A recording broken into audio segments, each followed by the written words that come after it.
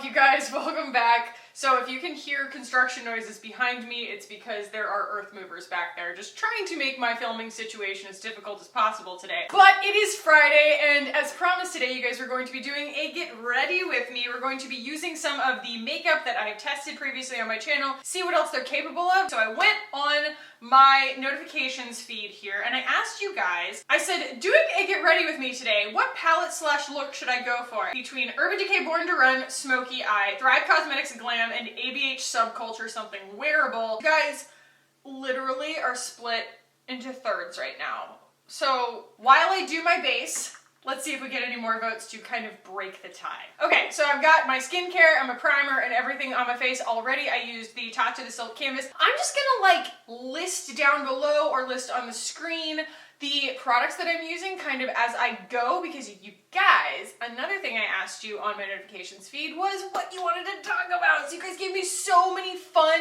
topics that we get to talk about for future get ready with me's and things like that. But today I'm going to go with kind of what was the majority of the questions that were being asked, and that is about my wedding and about my proposal and everything. So we'll go ahead and get started putting some makeup on my face, and then I will start in on my proposal story. And you guys maybe even like my story with Mike, maybe some wedding planning details. Let's just go ahead and jump in. I'm going to start with the Thrive Causemetics Buildable Blur CC Cream. Mike and I, if you don't know, we met at work. We met when we were working at an ad agency. It was my first real marketing job, and it was his first job really out of college. And he had been there for a couple of years before I got there, and so he technically was my boss. He loves to say that whenever people ask how we met. He always goes, I was her boss. It sounds scandalous, but it really wasn't. Where we worked, people dated at that office all the time. I was in a 3-year relationship at the time. That's probably the most scandalous part about it. Honestly, I think that these things come into our lives on purpose to kind of show us where we're at, because we'd been together for 3 years. There were no plans of us getting married. We were really not in love. We just were really good friends who lived together. And when I met Mike, I was like, oh, this is what attraction is. Obviously, it did work itself out. So we met back in 2012. So we've actually been dating a really long time. I don't know, comparatively. I'm 31 and he's 32. And so we're kind of, you know, skewing a little bit older of a lot of his friends getting married. All my friends are still on the no marriage wagon. A lot of them don't plan on getting married at all. A lot of them have just been kind of slow to get married. Oh, you guys, I can finally talk about this. So y'all have been asking about these, and Carissa said that the cat's out of the bag. I don't have to be all weird and secretive about this anymore. So this is coming out August 22nd. This is the Thrive Causemetics Filtered Effects Soft Focus HD Setting Powder. It is my new fave. I'm obsessed with it. It's got hyaluronic acid in it. It is amazing powder. It's actually got tons of skincare in it. And this is their new amazing powder brush that fits perfectly into a little trampoline. So August 22nd, you'll be able to buy this on site, and I don't know, maybe I'll do a giveaway.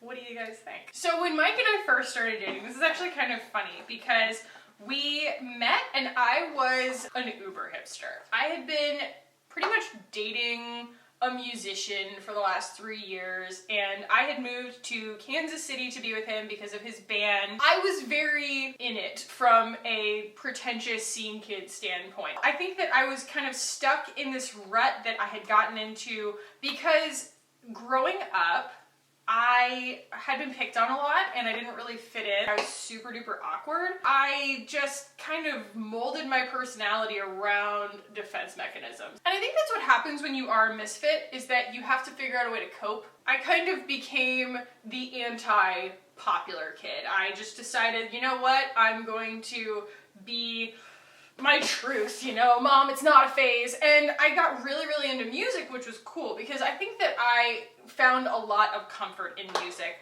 Less so now. I'm not as much of a snob about it as I was, but I found a lot of honest comfort and community in being a real snob about music, which is kind of funny because initially the music that I was into was the music that my friends were making. So I actually grew up with the kids from Mayday Parade. They went to a different high school, but they were in 2 bands, one called Defining Moment and one called Kid Named Chicago, and they just kind of merged, lost a few people along the way. Regardless, they are very adjacent to me. They are my age. I knew them very well, and I would go to all their shows. I dated their guitarist at one point when they were a different band. But anyway, yeah, I don't like that kind kind of music. Like, that wasn't actually the music that I was into. I was into stuff that came out before I was not really born, but I was born in '87. I didn't like anything that was made after 1994. I was so pretentious. Like, I just really prided myself on liking things that were just so niche. So that is a very long way of saying that I kind of rode that personality well into my 20s. I was a very heavy partier in college,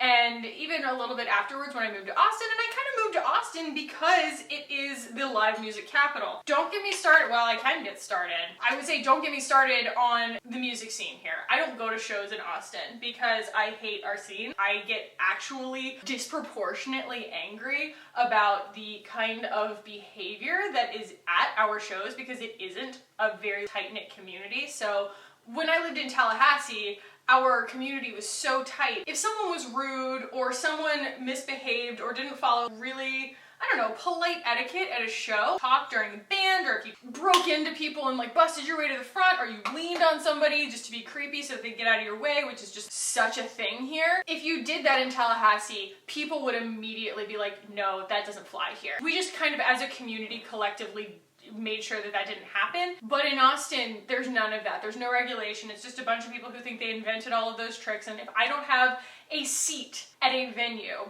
then I'm not going to go see a band anymore. That's just how I feel. I'm gonna use my little e.l.f. highlighter. I like this little guy. So when Mike and I met, I don't know, the attraction between us transcended our stereotypes because he had gone to Dartmouth. He's this college athlete kind of guy.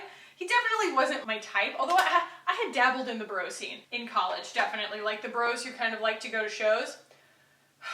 I'm not gonna say that like that aesthetic didn't appeal to me. It still was my type, but Mike was definitely a bro by most people's standards, and I was definitely a hipster. When we started dating at the ad agency where we worked, they were supportive, but they were kind of weirded out at the same time. They were like, they don't really look right together. Our attraction was so primal that it just kind of overrode all of that. So when we first started dating, like I said, I had just gotten out of a relationship and I had kind of prided myself on being very snobby about a lot of things. And that kind of behavior was reinforced to a large degree by the guy that I was with. You know, he wasn't a snob by any means, but we both had just kind of been misfits in our lives, and so, we always kind of like played the underdog. Getting rid of that mindset in my life has caused me to be so much more confident in pursuing things that I want, is because like I'm not pigeonholing myself anymore.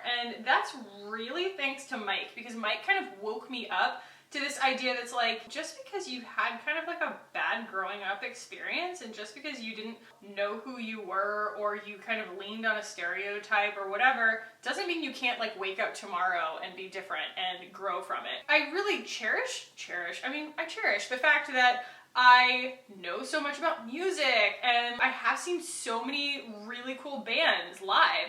And I really like that part of my history. I like being able to go back and talk to friends of mine about our show-going antics and our college habits and things like that. Don't worry, I was never like, not that there's anything wrong with it, but I was never into like drugs. I just drank way too much. That's like stories for another video. I still, enjoy kind of like making playlists of all my old favorite music, and I like the way that those things make me feel. Then I love nostalgia. Like, I'm a nostalgia junkie. It's terrible. I love watching Clueless. I love listening to like old like 90s music, even if it's just like from the old pop stations. Like, I love that stuff. It makes me so happy. Clothes me in familiarity for a minute. Like, I don't like to just like dwell there. I don't think that that's super healthy, but I do really enjoy kind of revisiting those times in my life. It was funny because my sister made fun of me for dating a bro, and Mike's brother made fun of him, all in good fun, for dating a hipster. He kept calling Mike a hipster, and then people started calling me the bro whisperer, which I thought was really funny. Okay. We have 34 votes. You guys went for Urban Decay Born to Run Smokey by 3%. Really excited because I just did this look the other day. I love it. I got so freaking excited about it, and you guys, I don't know if you know. I don't know if anybody's told you, but I'm really into this palette. I like it a whole lot. It is so beautiful. It is the perfect meeting of easy to work with and beautifully pigmented, because they can go two different ways there. Yeah, when I met Mike, his own weird stuff too. We both kind of had to meet in the middle on a lot of things. I mean, that's sort of the nature of a relationship, right? We both have kind of grown together to a large extent, but I would say that one of the main things that I gained from him was letting myself not be so judgmental. My security blanket was to be judgmental about things. And every once in a while he would just be like, I don't understand, like, why don't you like that? Or what's the big deal? What's wrong with this band that I like? What's wrong with listening to a band that's on the radio? Or what's wrong with wearing something that other people wear? Or whatever. I just had to step back and be like, I'm 25 years old. Maybe there's nothing wrong with that. And there really isn't. And it just helped me kind of adapt to being a grown-up, I guess. I was wasting so much time being anti-everything and not really getting to experience anything because I was just so scared of being mainstream. Okay, so I do want to talk through this part of this. This isn't technically a tutorial, but I want to talk through this because this is my go-to smoky eye process lately. And so I'm actually going to start with the scariest color. So we're going to start with Smog, and it is, it's so beautiful. When I get really into something, I can only make noises about it. This freaking fracking ridiculous situation. We're gonna put it all over my eyes. We're just gonna put it all over my eyes. And then we are going to kind of build the shadow kind of backwards from that and then pull light back out of it. We're talking about painting. This is how painting works. And so essentially I'm just laying down my mid-tone. All right, here we go, guys. It's Smog. I love this palette. So I would say kind of my enlightenment began there, where I got to start experiencing things, going to mainstream bars, which is so dumb to say out loud. There are areas of Austin where I was too cool to go. I was like, oh, I'm not gonna go to like Rainy Street. You know, the bros took over Rainy Street, so I'm gonna stay on the east side. And I remember kind of the first couple of times that I, would go out day drinking with Mike, and we would go to Rainy Street with his friends, and I was like, okay, your friends are really nice. These bars are really pretty and open air, and their drinks are really delicious, and I'm having a great time. What have I been doing this whole time? By the same token though, where I come from in Florida, I have to say this, the bros are different.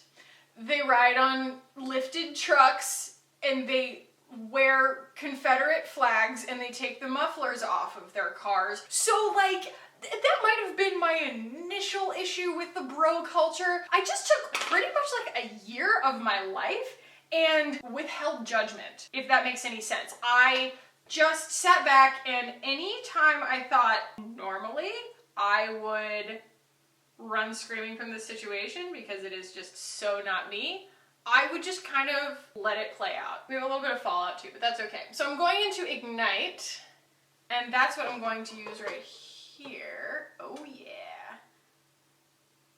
So Mike and I, had then been together for a few years. I had some major reservations about getting married. And one of the biggest changes that I had to make in order to be ready to get married was I had to give myself over completely to a relationship. That was really, really hard for me. I had been a very long relationship person. I'd been in a lot of long-term relationships. I had never, I don't feel like, ever made it so that I didn't feel like I always kind of had a way out. I think that was the hardest thing for me, is because, my dad left, and so it was hard for me to ever think about a marriage without needing a back door, a trap door, somewhere that I could escape just in case something horrible happened, just in case I ended up marrying somebody who left. And so for a long time, that was kind of the mindset I was able to live within, was that I can do both. I can be in a relationship and still do it on my own terms. One of the main things that was difficult was that Mike really knew he wanted to have kids, and I think one of the biggest things that I had to come to terms with in my own life was the reasons why I felt uncomfortable having kids. I didn't want to get married until I kind of got through that. I used to be very staunchly anti-kids, but it's because I had been just essentially so afraid of being kind of in a committed relationship, having kids, and the dude leaving, because I saw my mom have to do it on her own. Basically. And when I finally went to enough therapy, where I realized I'm not marrying my father, I was able to realize that, like, actually, I'm really excited to have kids with Mike, and I mean, not right now. I have stuff to do. I think that, you know, we're gonna be really great parents. We're gonna have a really fun time kind of figuring it out together, and I'm really pumped about that part of the future. So that was kind of where I had to get to. So our proposal really began with me deciding that I was ready, because I knew he'd been ready for a really long time. I'm gonna put a little bit of primer right in the center of my lid so we can get a big pop color. So Mike and I were traveling we had taken a road trip over Thanksgiving last year.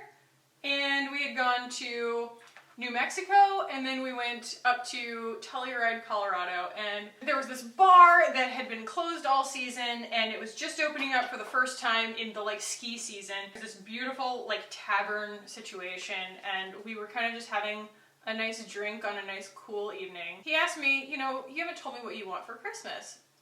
And that was when I said, I was like, I want a diamond ring. And he goes, okay. I don't know. I gave him permission, I guess. Because everybody in our lives had already been pretty aware of the fact that we were headed there. Like, neither of us was anti the idea of getting married to one another. Obviously, we'd been together for 5 years at that point. So, I mean, it was just kind of a matter of how and when. So, how it happened was I went home with him for Christmas. And when we were there, like, Christmas Eve, he was like, oh, we're gonna go into the city and we're gonna go see the tree and all this stuff. And I was like, okay. And so we went in and we had dinner, and he was like, oh, don't worry, like, I got us a hotel room. And I was like, okay. And I mean, I kind of knew it was happening, but at the same time, I'm pretty good at just letting things happen and appreciating the surprise, regardless of if, like, I kind of know what's going on. I don't try and, like, over predict it. It just kind of takes the fun out of it. We stayed at the Gramercy Park Hotel, which is all decorated for Christmas and just absolutely unbelievably gorgeous. So Gramercy Park is the only private park in the entire city. So we had to be let into Gramercy Park in the morning. We had gone and gotten breakfast, and it was really nice, and we got the guard to come and let us into Gramercy Park, and we're just kind of walking around in Gramercy Park, and I was obsessed, you guys, with these little fat black squirrels. They look like Fur Monster. They look like my cat.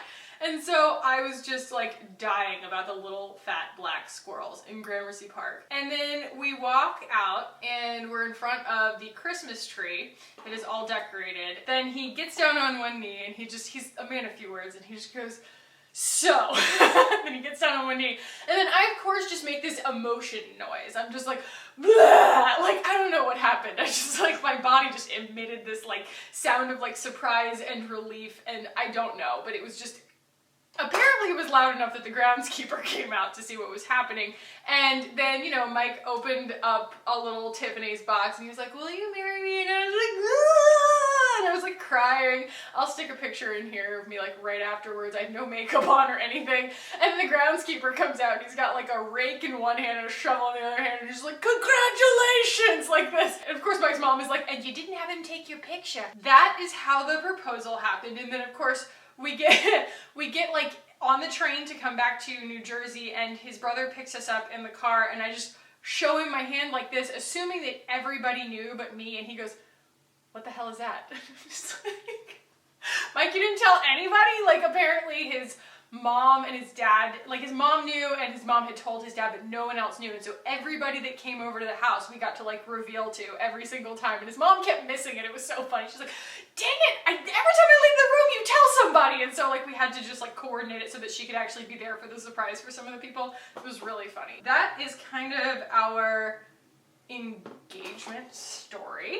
We're gonna also talk a little bit about what's been happening since then, because I suck at wedding planning. So I actually just sent out all of our invitations today. That was what I did with the first part of my day. I'm really sorry. We just have to go with it. if you can hear the earth movers, I'll just try and talk a little bit louder. I have been having to make, you know, all of these little decisions here and there. Like, we've decided on the venue. Obviously, I mean, we're, you know, pretty close at this point. So we've already, you know, got our caterer. We did our food tasting. We just scheduled our rehearsal dinner. I have a dress fitting this Friday, so the day that you're seeing this. I mean, that's a lot of look, isn't it? So we're gonna throw some mascara on, if I can find some mascara. So I would say that, you know, there's been some like friction, obviously, between, you know, everybody wanting the wedding to be what they need it to be, mainly because a lot of people are traveling in from out of town. I'm not an event planner kind of person. That just was a lot to kind of take into consideration for me, and I don't know if you guys have noticed, but a lot going on in my life, and I'm not one of those people who's like, I'm so busy. I don't like being that person who's just like, you know, loves that being part of their identity. Like, oh, I'm so busy. You know, I'm so important. I'm pursuing a lot of things all at once, and this is a huge tie-up for my money and for my time and just obligations, and I have never been the person who imagined my wedding my whole life. I had no idea what my dress was gonna look like until I tried it on, and even when I did find it, it was really funny. I saw it on the rack and I just liked the material, and the girl who was helping me pick out the dresses at the boutique was like, I would never have picked that based on what you said that you liked. You know, she was pulling all these dresses that, you know, based on what I said I liked, and then I picked this one. She's just like, that's completely out of left field. And I was like, yeah, sorry. So I ended up with a dress that I'm obsessed with, but it's very different. It's kind of different in that it's not different. It's very classic. And people, I think, expected me to do something very avant-garde or kind of hipster or sort of current of the moment or something kind of boho. The way that it's ending up is that it's just something very classic and timeless. That really doesn't even give anything away, because I'm sure everybody has a different picture in their head of what classic and timeless looks like. But I'm not going to be doing like a vlog of the actual wedding because we're not having a videographer or anything. I will, you know, reveal to you guys, obviously, like my dress and everything when I'm done.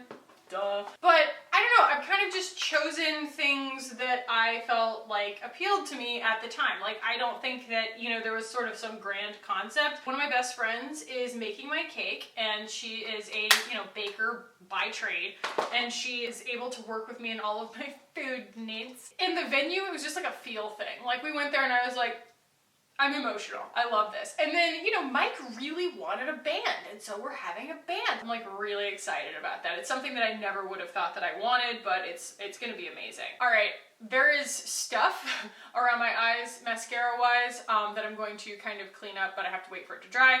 While it's drying, let's talk about lips real quick. I know what I want to do. So this is actually what I did yesterday, and I really liked it. So I have 4 bridesmaids that are all of my best friends. They're all local, which is so funny because I think almost all of Mike's are coming in from out of town. My friend Cassie, who you guys saw in my vlog last week, she's the one who, you know, was sharing wine with me, and she came to the pool with me, and she's our friend David's wife. Mike grew up with David. David's going to be officiating our wedding, which he's like so pumped about. He had to like sign up and get ordained and everything online, and he's like, I have to choose a title. Like, what should my title be? And we're like, Captain. And then for the rest of your life, everybody's gonna call you Captain and no one's gonna know why, but it's freaking hilarious. I did not realize that that was like a thing. Cassie has done event planning her entire career, and she offered to help us out by doing our month of planning. So essentially, we have everything almost done. Everything's just kind of in the home stretch. So as soon as we get a head count back, then we'll do like table settings, table seating arrangements. That's the word. I'm gonna go ahead and spray myself here. Scandinavia! I love this stuff. This is awesome. Okay. So she's gonna help us with all of that, and basically just handing off all the correspondences to her, because I don't know the questions to ask. Like, I don't know where the gaps are in our planning, and I honestly don't have time to figure it out. And she's just so versed in all of this stuff that she can figure it out for us. I could totally do lashes with this look. That was what I did earlier this week, but I don't know, this mascara is still just like, I like it so much. So I'm gonna throw on a little lip here. I love this Fenty Glow as kind of a topper on a nude lip. I just think it's so freaking pretty. doe foot's a little too big. So the Smoky, I really hinged on this shade Smog, like I said, right here. It goes more towards kind of a taupey brown, almost cool tone towards like green than these burgundies that I typically am accustomed to using. So I hope that you guys liked it as much as I do. And I hope that you guys liked learning about my wedding a little bit. Again, I will share all of this stuff with you, like the dress and the venue and what it all looked like and everything once it's all done with. But anyway guys, this is the full look. Thank you for getting ready with me today. I've got some more videos to film today, but it's fun to kind of get ready with some of my favorite products sometimes instead of crashing through a bunch of brand new stuff all the time. So guys, if you enjoyed this, give it a thumbs up. If you have any other ideas for fun topics you want to talk about in future Get Ready With Me's, leave those as a comment down below. Anything you guys want to know, anything you guys want to chat about. If you want to keep hanging out with me on this channel, go ahead and hit the button down below and subscribe. I would love it if you guys did. Let me know also what other products you guys want me to give another life to in a Get Ready With Me that we tried maybe once on my channel and you guys want to see more from. So thank you guys so much for watching today. I love you so freaking much and I will see you in the next one. Bye.